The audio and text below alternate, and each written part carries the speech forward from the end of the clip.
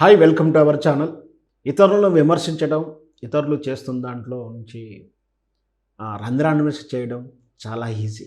కానీ అదే తమ పని, తమకు అవకాశం వచ్చిన అంత విమర్శ లేకుండా పని చేయగలుగుతారా అంటే లేదనే సమాధానం చెప్పొచ్చు. ఎందుకంటే రేవంత్ రెడ్డి ప్రతిపక్షంలో ఉన్నప్పుడు కేసీఆర్ కుటుంబాన్ని టార్గెట్ చేస్తూ కేసీఆర్ గానీ, కేటీఆర్ గానీ ఎక్కడ విదేశాలకెళ్ళినా, ఏ టూర్‌కెళ్ళినా దాంట్లో రంధ్రానుమతి చేస్తూ పలానా ఒడంబడికల కోసం పోయాడు, పలానా వాని స్కామ్ కోసం పోయాడు, తమ బ్లాక్ మనీ దాచుకోవడానికే పోయాడు, తమతో అనధికారికంగా వాళ్ళని తీసుకెళ్లారు, వీళ్ళకేం పని, వాళ్ళకేం పని, అక్కడేం చేస్తున్నారంటూ రకరకాల విమర్శించి ప్రజలను మభ్యపెట్టి, ప్రజలను మోసం చేయగలిగాడు. ఈరోజు తాను అదే అధికారంలోకి వచ్చిన తర్వాత రేపు అమెరికా దావోస్ ప్రయాణంలో వెళ్ళే వ్యక్తులంతా కూడా లిస్టులో చాలా వాళ్ళ మీద చర్చ జరుగుతుంది. అందులోదే ఒకటి కర్రీ శ్రీరామ్. ఎవరి కర్రీ శ్రీరామ్? ఎందుకు ఇతను వెళ్ళడాన్ని చర్చిస్తున్నారు, అబ్జెక్షన్ చెప్తున్నారు అంటే కర్రీ శ్రీరామ్ ఏమైనా అధికారికంగా ఈ రాష్ట్ర పదవుల్లో ఉన్నాడా? ఉన్నత హోదాలు ఎక్కడైనా ఉన్నాడా? ఏ రకంగా అయినా మరి ఆయన ఐఏఎస్ కేడర్‌లో, ఐపీఎస్ కేడర్‌లో, పట్టభద్రుల కేడర్‌లోనో, టీచర్ల కేడర్‌లోనో ఏమైనా ఉద్యోగ నియమనంలో ఉన్నారా? లేదా కమిషన్ చైర్మన్‌గా ఉన్నారా? లేదా ప్రభుత్వానికి సలహాదారుడిగా ఉన్నాడంటే అన్నిటికీ జీరో అని సమాధానం చెప్పొచ్చు.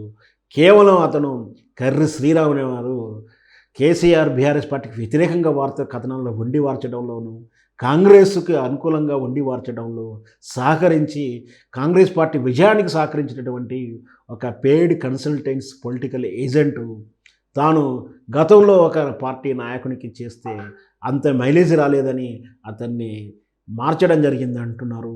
ఆ తర్వాత వివిధ పార్టీలకు ఆయన కన్సల్టింగ్‌గా వ్యవహరించే ప్రయత్నం చేయడం, ఆ తర్వాత కొన్ని పార్టీలకు తనకు అనుకూలమైన పార్టీలకు వ్యవహరిస్తానికి కొన్ని ప్లాట్‌ఫామ్‌లు తీసుకోవడం, అలాగే ఒక పేరొందినటువంటి సంస్థలో పనిచేస్తూ కాంగ్రెస్ గెలుపు కోసం కాంగ్రెస్ కథనాలు వండి వార్చారంటూ కూడా విమర్శిస్తున్నారు.